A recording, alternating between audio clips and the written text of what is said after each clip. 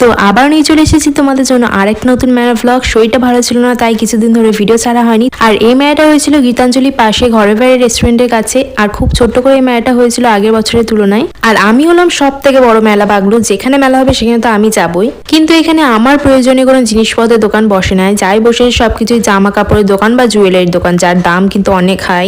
2 মিনিটে ঘোরার জন্য একটা ছোট্ট করে মেলা বসেছে, তাই ভাবলাম মেলাটার ঘুরে আর লাভ নেই, চলো পেট পুজো করা যাক আগে। ঘুগনি খেয়ে ভেবেছিলাম পেট পুজো সারবো, কিন্তু ঘুগনিটা একদম ভালো ছিল না, একদম ফালতু খেতে ছিল।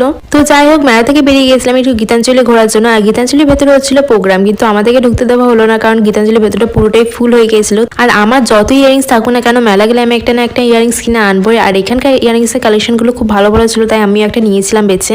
আর বাইরের দিকে একটা দোকান বসেছিল, সেখান থেকে আমি দুটো ক্লাচারও নিয়েছি, এগুলোর দাম নিয়েছিল 20 টাকা। বাইরে বেরিয়েছি আর মোমো না খেয়ে ঘর যাবো সেটা কিন্তু হয় না, তো নিয়ে নিয়েছি 1 প্লেট মোমো। আর মোমোটা খেতে কিন্তু সেই হয়েছিল। মোমো খেয়ে পেট পুজো করে চলে এসেছিলাম ঘর। আর ঘরে হয়েছিল মটরশুঁটি পুর ভরে পরোটা। তো সেটা খেয়ে আজকে ব্লগটা শেষ করছি। তো দেখা হচ্ছে অন্য ব্লগে, বাই।